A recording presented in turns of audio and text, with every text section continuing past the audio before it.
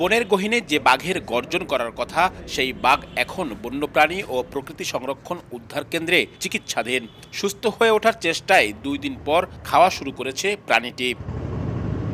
Gazipur safari পার্কের 5 সদস্যের চিকিৎসক দলের অধীনে চলছে তার চিকিৎসা। ফাঁদে আটকা পড়ে বাঘটির সামনের বাঁ পায়ে ক্ষতিগ্রস্ত হয়। দীর্ঘ সময় না খেতে পেরে শারীরিকভাবেও দুর্বল হয়ে পড়ে। তবে চিকিৎসকদের চেষ্টায় ফিরে পেতে শুরু করেছে তার স্বাভাবিক আচরণ। বুধবার সকাল থেকে তার স্বাভাবিক ক্ষিপ্রতা দেখানো শুরু হয়েছে। পায়ের ক্ষতটাও অনেকটা সেরে উঠেছে। ধীরে ধীরে খাবারের পরিমাণও বাড়ছে। চিকিৎসকরা জানিয়েছেন, আপাতত নিবিড় পর্যবেক্ষণে থাকবে স্ত্রী বাঘটি। পুরোপুরি সুস্থ হতে 2 সপ্তাহ সময় প্রয়োজন। যখন উদ্ধার করা হয় তখন তার অবস্থা বেশ সংকটাপন্ন ছিল, ডিহাইড্রেট ছিল।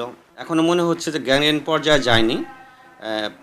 বাঘ পা নাড়াচ্ছে, আমাদের দেখে সে তার যে আগ্রাসী আচরণ, হাত পা নাড়ছে এবং সে কিছুটা মুভ করছে। বন বিভাগ জানিয়েছে, সুস্থ হওয়ার পর সুন্দরবনে অবমুক্ত করা হবে বাঘটিকে। এ ঘটনার পর হরিণের ফাঁদ পাতা সহ অন্যান্য অপরাধ রোধে আরও তৎপর হওয়ার কথা জানিয়েছে তারা। এর পেছনের অপরাধী যারা, তাদের ধরার ব্যাপারে আমাদের তৎপরতা আরও বাড়িয়ে দিচ্ছি এবং এটি কোনো মতেই আমাদের ছাড় দেওয়া হবে না। সুন্দরবন পূর্ব বন বিভাগের সরকিখাল এলাকায় শিকারীদের পেতে রাখা হরিণ ধরার ফাঁদে গত 3 জানুয়ারি আটকে যায় বাঘটি।